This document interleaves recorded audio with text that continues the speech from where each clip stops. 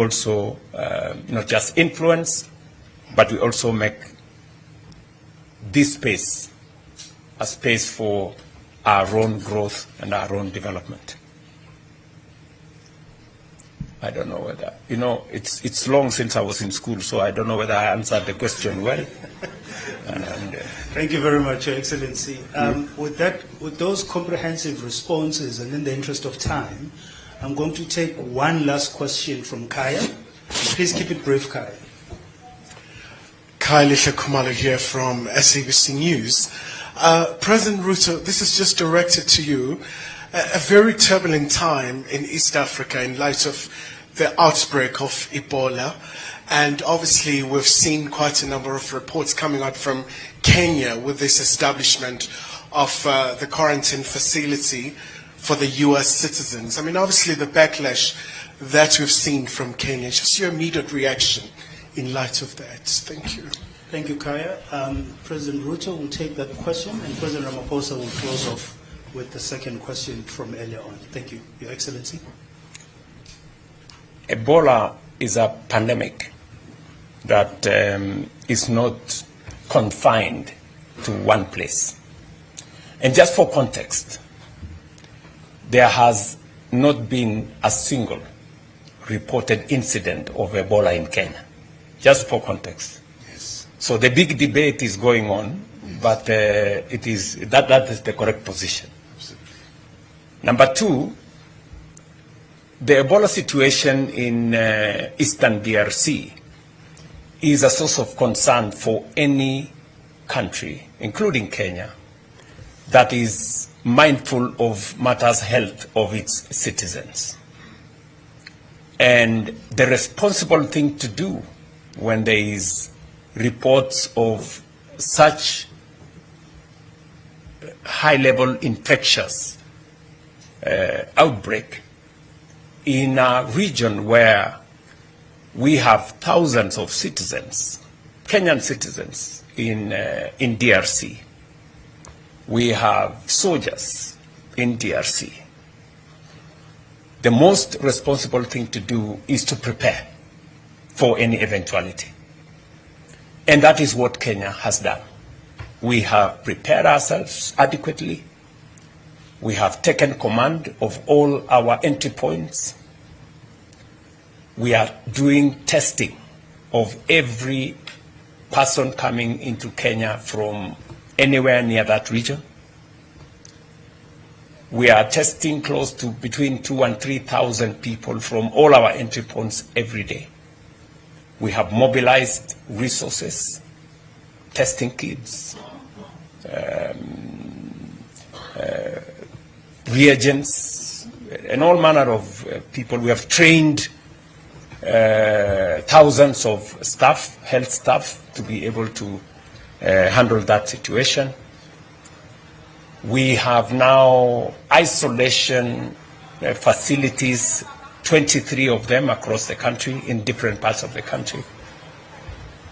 And one of the facilities that has now raised a bit of controversy is the facility we agreed to set up in conjunction with the Americans in one of our military air bases. And why have we done that? We have a huge American military contingent in Kenya, number one. Number two, we have set up the 23 other isolation places in Kenya with the support of friends, among them the Americans, our own resources, but also with the support of Americans. The American government has supported us in this Ebola setup infrastructure, health infrastructure, to the tune of 1.8 billion Kenya shillings.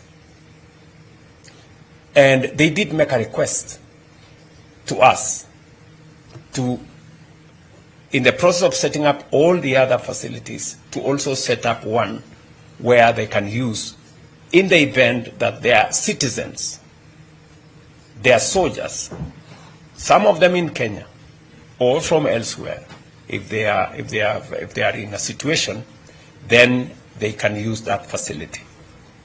For context again, even if the Americans had not set up that facility at the military base. If there was any American in Kenya, we would take them to a Kenyan facility. We would not throw them out, because the Constitution of Kenya tells us that we are responsible for the health of the citizens of Kenya, including those who are in Kenya at any one time. So what you see as a debate in Kenya is lack of information. You know, people who may not have enough information to understand what we are doing. If we don't prepare and a situation occurs, we would have to answer much more difficult questions than the ones we are answering now. The questions we are answering now are simpler. They are easier. But if we were answering questions when people are sick and we haven't prepared enough, then we would be answering much more difficult questions. Where were you? What were you doing? What did you do? You knew there was a pandemic. You didn't do nothing. You know? What we are answering, the questions we are answering now is that we are prepared too much. And we have prepared for even our friends. And you see, I ask the people of my great country that the American people and government have been partners with us on matters health for close to 25, 30 years. PEPFAR and all the other funds. American resources, American taxpayers' resources have been used to support Kenyan health infrastructure.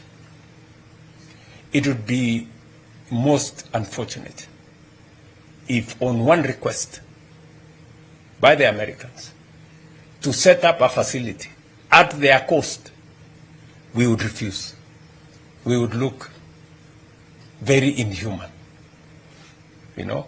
So the debate here is not about whether to set it up or not. The debate is, are we doing the right thing? Are we not?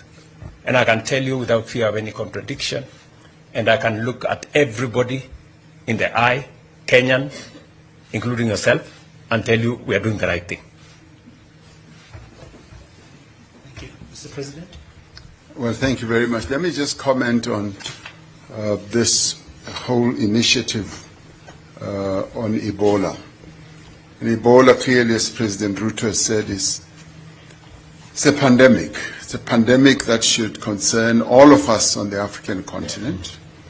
And as South Africa's role is the champion for the prevention of these pandemics, we have been quite deeply involved in the process of dealing with Ebola on our continent. But as South Africa itself, we've decided that we will be very proactive and be Pan-African and support the efforts that the African continent should make to deal with Ebola. We've made a contribution, as you might well have heard, of $5 million to the AU CDC to strengthen the CDC's effort to ensure that we have all the resources to be able to